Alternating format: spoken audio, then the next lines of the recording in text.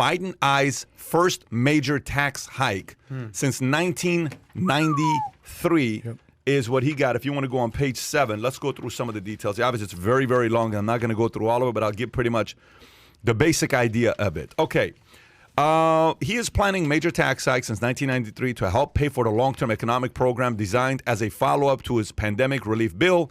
Unlike the $1.9 trillion COVID-19 Stimulus Act, the next initiative, which is expected to be even bigger, won't rely just on government debt as a funding source. Preparations are being made for a package of measures that could include an increase of both corporate tax rate and individual tax rate for high earners. So raising the corporate tax rate from 21 to 28. Raising it from 21 to 28. Paring back tax preferences for so-called pass-through businesses such as limited liability companies or partnerships. Paring back tax. Oh, my gosh. Raising the income tax rate on individuals earning more than $400,000 a year income. Expanding the estate tax reach and higher capital gains tax rate for individuals earning at least $1 million annually. So, Matt, why don't we go to you first? Thoughts? Thoughts. You're penalizing the earners. You're penalizing the generators. I mean, right here, higher capital gains tax rate for individuals earning. A lot of people that purchase stocks and buy businesses and things that buy low, sell high are earners. And when you do well with that, you start making. Listen, if a common Joe like me can start making $1 million with no college degree, just learning a craft, learning a trade, being mentored by UPBD, there's a lot of other folks that's in that range too as well, buying and selling. So again, that's hurting other investments into business. We've invested into other businesses by making money in one area and investing into other businesses. So it's got to penalize those who want to do. Do I buy and hold versus buy, sell and invest into something else? That's going to affect that too as well. Again, they're earning more money than $400,000. Now, by the way, I sound like a jerk when I say that, don't I? I sound like a jerk. I used to make $20,000 a year as a sergeant in the Marines. Don't sound like a jerk at all. And then I'm like, whoa, now that you're making money, well, yeah, because I busted my tail for it. You know, nobody gave me anything. I didn't have a rich family that gave me any money.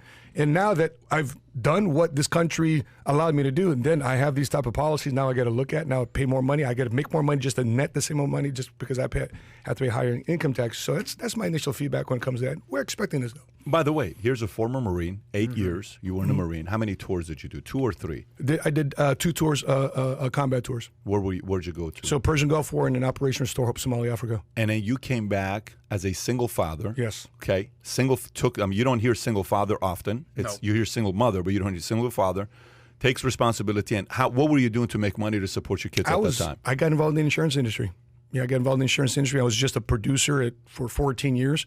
High contract, buying leads and all this stuff. And that was ultimate burnout because, I realized, wow, if I don't sell, I don't make any money. So, I mean, great industry, great business to be part, but as a single dad, if I just didn't feel like it or just had a bad month, I had a bad campaign, I'd be out of money. That's why you teaching me how to scale, you teach me systems and processes and creating company culture and creating a national business and creating a duplication inside my business. That's been the saving grace for me. And then my income started to exponentially increase.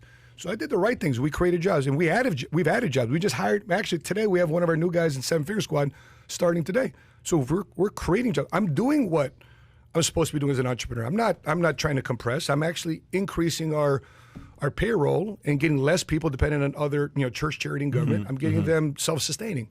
So, Matt, growing up, high school, where did you guys live at in Chicago? I lived in the Berwyn, Cicero, Stickney area. Went to Morton High School. What would you say that area is as far as safety goes? Oh, middle to low. Middle to low. Yeah. Give me an idea. Like, what are some things you saw as a kid growing up? I'll put it this way. Coming out of high school, the reason why I joined sports, I wish I could say I had some very athletic aspirations. Yep. No, I was walking outside, and the gangbangers, remember back in the day, you used to have those long socks that goes all the way up to your knees?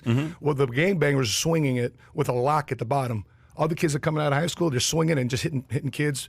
No police, no narcs. Everybody's kind of scaring. That happened every day. I said, okay, what sport am I joining today? What sport that was at my top of the neighborhood. You couldn't have a starter jacket. Remember the starter jacket? Yeah, of course. People, you can't have a starter jacket in your locker. Everybody's getting their starter jackets ripped up. It's crazy, starter jackets. I will never forget the starter jackets.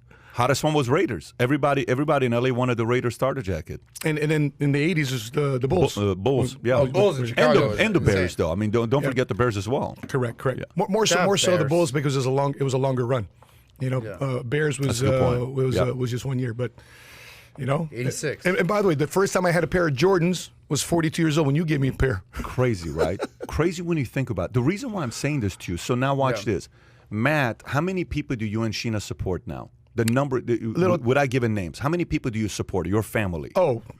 Kids, in-laws, parents, your parents. 10 plus. 10 plus. So that 10 plus support is taking pressure off of who?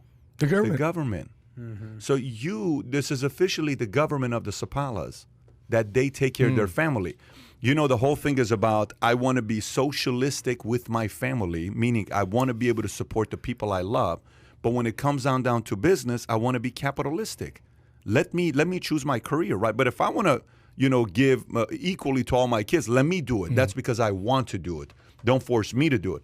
And he's supporting his entire family, and we want to hurt guys like him. I don't know about that. But by the way, do you remember when we would debate Biden raising taxes, and what would people say? Do you remember what people say? That's not true. That's not true. Or they could afford to pay it. Yeah, no, they would say, that's not true. No, he never said he's going to raise taxes. So, Adam, tell us what you think about this wonderful strategy that Biden has. Great segue. Shout out to Matt Sapaula right there for doing what he did. I mean, look, you kind of touched on this, that this is no surprise, because this is exactly what he was running on. This is, like, as I'm reading these notes, I'm not like, whoa, where did that come from? And I'm not saying that I support higher taxes. Like, who the hell wants to support higher taxes? No. The problem was this. Obviously, the election was very close, and ultimately the election was decided, November, what happened, what we got going on. No, I just want a spoon. If you guys can grab me a spoon, that'd be great. Need a spoon. Go ahead. The election was close. But just to revisit the past, this is why that frickin' Georgia Senate race was so damn important. And this is why the Republicans could not get out of their own damn way. And look, as someone who, pretty decent high earner, I don't think we're on the Sapaula level, but makes money, definitely doesn't want their taxes to go up. But this is why I was even saying, look, I'm no fan of Trump. I've been vocal. I'm voting for Biden. I think Trump is a fascist and I don't want him around. However, if I were voting, I would vote for at least one Republican in the Georgia Senate race. But the shit show that was the Republican Party, especially in Georgia, Trump, Kelly Loeffler, David Perdue, the bickering and the infighting led to what we have now. If they had their act together and there wasn't a civil war in the Republican Party, we would have a 51 Republican Senate majority and 49 in Democrats, and this wouldn't be a freaking issue. And they wouldn't be passing $1.9 trillion stimulus, which I think is obnoxious. $1 trillion, cool. 1.5, cool, whatever. But this is a little aggressive. But this is the ramifications of voting. But as much as you say, you have to realize, if you voted for Biden and he told you he's going to raise taxes, there were a lot of people that said, I don't know if he's going to raise taxes. Forget about the individual. Forget about the personality. Forget about who it is. I almost think we need to just have policies run for office, not individuals run for office. We have policies run for office. Wow. Here's policies on the left. Here's policies on the right. No color, no personality, no temperament, no Twitter. Here's policies. What do you want to vote for the next 4 years? And you get to vote. I think Trump without policies, say take Trump out and just put his policies, you would have voted for it 100% of the time. Let me say that one more time. Trump without the personality of Trump, if his policies were put on the table and you had to choose between the two, and there is no such thing as Republican Party and Democratic Party. No such thing. It's just policies and no candidate. Who would you have voted for? Well, let me just say this. As much, because we've addressed this, allow me. We've addressed this before. Take the emotions out of it, pure logic. Right. Unfortunately, that's not reality. But so that's even not if I were to say policy-wise, I would vote for Trump. The whole purpose of a podcast the whole reason he got elected was personality. Well, okay, so again, but go back to it, because I don't disagree with you. Yeah. What I'm saying to you is, if you take the personality out, you put policies out, which way would have leaned, maybe not 100%, but your 50-50 split, would you have not been 60-40 to not raising taxes? I think without Trump's, look, tax-wise, if taxes are the only freaking issue on your mind, then yeah, if you're a high earner, of course you're going to vote But I'm talking for about Trump. But there's a lot of high earners who vote Democrat. For different reasons, though. Put all the policies on the table. Put all the policies on the table. There is no Trump personality. It's policy to policy. Which way you're voting? Policies. There is no personality. If there was no... Give me a percentage, 55-45 on these policies. As far as which direction? If you voted for the policies that Biden had versus Trump's policies, the taxes are going to go to the roof. I'll tell you this. There's a higher likelihood Trump would be more palatable just based on his policies. Just based on his policies, there's a higher likelihood that people would have voted for that. The point I'm trying to make is the election adds too much emotion when there is personalities involved. Yep. And all I'm saying is maybe we have to take a look at how we are voting moving forward. Maybe we have to take a look at how we make a decision moving forward. Maybe we have to take a part of the personality out. And don't get me wrong, there needs to be a lead dog. There needs to be somebody that's going to be leader to execute certain things. But, thank you, by the way. There's also a challenge when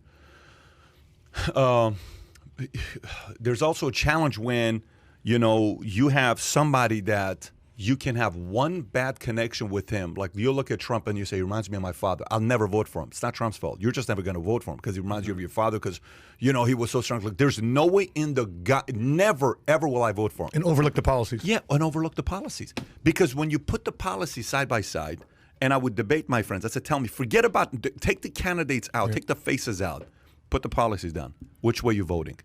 And I would mix it up. Like, I would put right policies on the left side and left policies on the right side. I said, you realize you just voted. By the way, 90% of the time, they all voted for conservative policies. Wow. And they didn't even know it. Wow. And I'm not talking about people that are Republicans. I'm not talking about people I'm talking about reasonable, like he's a reasonable guy. If you sit down with him, yes, soy boy mafia, all that stuff, and he hates Trump. Trump's a fascist. He just drops it out there like it's a proven fact. Yes, he can say all the stuff that he says. Yeah. But if we had the numbers neck and neck, right next to each other, you'd sit there and say, damn, never thought about that before. So if you enjoyed this little short segment from the podcast that we did, here's another short segment to watch. Or if you want to see the entire podcast, click over here. Take care, everybody. Bye-bye.